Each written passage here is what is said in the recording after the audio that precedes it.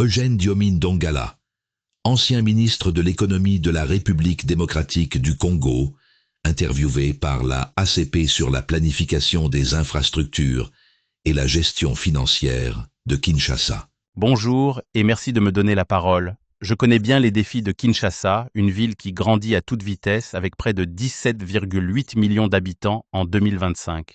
Les embouteillages y sont un vrai problème quotidien, qui ralentit l'économie en faisant perdre du temps et de l'argent à tout le monde.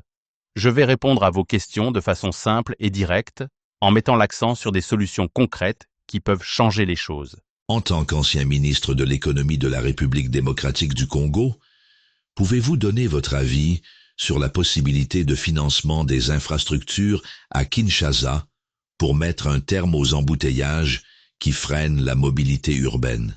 Bien sûr, et je suis convaincu que c'est possible et même urgent d'agir. Pensez-y, ces bouchons coûtent cher à la ville, jusqu'à 1 milliard de dollars par an en temps perdu et en essence gaspillée. Mais il y a de l'argent disponible si on sait où regarder et comment l'utiliser intelligemment.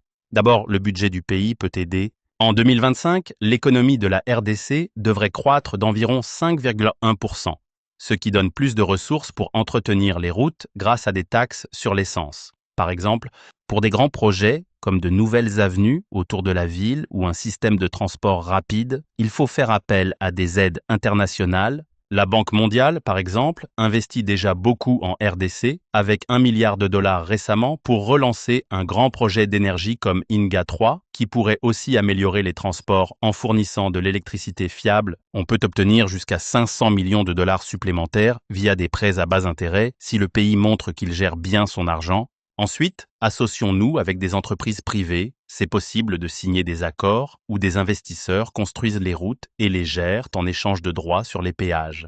Cela attire des partenaires de Chine, d'Europe ou États-Unis et ça marche si on calcule bien les bénéfices pour tout le monde. Ajoutez des technologies simples, comme des feux de circulation intelligents financés par des aides américaines ou européennes, pour fluidifier la circulation. En résumé, avec 1 à 2 milliards de dollars rassemblés sur 5 ans, et une dette publique basse, autour de 16% de la richesse nationale, c'est à notre portée. Mais il faut être transparent et vérifier les comptes pour que l'argent arrive vraiment au projet. Si on agit vite, Kinshasa pourrait devenir une ville où se déplacer est facile, boostant l'économie de 5 à 10%. Le financement des infrastructures routières provient de diverses sources, notamment le gouvernement congolais, des institutions financières internationales, tels que la Banque mondiale, et des accords bilatéraux. Ces fonds sont destinés à des projets variés, allant de la réhabilitation de routes à la lutte contre les érosions. Comment la ville peut-elle canaliser toutes ces ressources pour mettre un accent particulier sur la construction de nouvelles routes secondaires? Le vrai défi, c'est de ne pas laisser cet argent s'éparpiller. Ces différentes sources sont une chance, mais il faut les unir pour se concentrer sur les petites routes qui relient les quartiers et allègent les grandes avenues en réduisant les trajets de moitié tout en protégeant contre les inondations. Commencez par regrouper tout dans un fonds unique géré par la ville. Mélangez l'argent du gouvernement, qui pourrait atteindre 500 millions de dollars en 2025, les prêts de la Banque mondiale, plus d'1 milliard déjà promis pour des projets comme INGA 3, y compris des routes, et les accords avec des pays comme la Chine ou la Turquie, discuter pour rediriger une partie, disons 40%, vers ces petites routes en modifiant les contrats. Ensuite, choisissez les priorités en évaluant ce qui rapporte le plus. Par exemple, une route reliant des zones populaires comme Kimbanseke à Bandalongwa pourrait tripler les bénéfices en temps gagné, planifier sur plusieurs années et utiliser des cartes numériques pour voir les besoins en direct. Enfin, suivez l'argent de près avec un outil en ligne qui montre où va chaque dollar pour éviter les gaspillages. Comme ça, Kinshasa pourrait construire 1000 km de ces routes d'ici 2030, rendant la ville plus fluide et solide. C'est clair. Unifiez, choisissez bien et appliquez, les bouchons disparaîtront. Avec l'existence d'une régie financière telle que la DGRK, la ville doit-elle multiplier les contrats de performance pour atteindre ses prévisions budgétaires? Oui, sans hésiter, c'est une bonne idée pour renforcer la collecte d'argent à Kinshasa, où on récupère souvent moins de 70% des taxes prévues, dans une économie où beaucoup travaillent sans contrat formel. Au niveau national, les recettes ont déjà dépassé 11 000 milliards de francs congolais au premier trimestre 2025. Ces contrats, où des partenaires sont payés selon leurs résultats, peuvent aider la ville à atteindre ses objectifs de 200 à 300 milliards de francs par an. Pourquoi en faire plus? Parce qu'ils rendent les choses plus efficaces. Un contrat pour collecter les taxes sur les marchés, par exemple, avec une entreprise experte, peut augmenter les rentrées de 20 à 30% en fixant des objectifs clairs, comme récupérer plus de 85% des dus.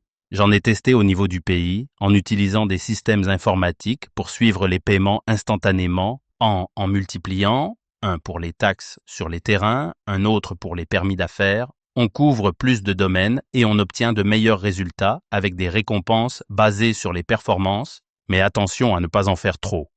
Limitez à 5 ou 10 et vérifiez-les par des contrôles indépendants pour éviter les problèmes.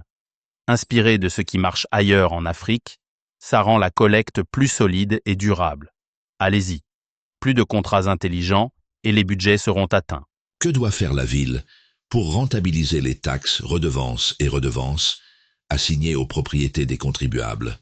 Pour tirer le maximum de ces taxes sur les terrains et les bâtiments, où 70% des gens échappent souvent au paiement à cause d'un registre vieillot, Kinshasa peut doubler ses recettes d'ici 2027 en modernisant, en encourageant et en appliquant les règles fermement. D'abord, passer au numérique. Créer un registre en ligne sécurisé pour lister tous les biens et calculer les taxes automatiquement.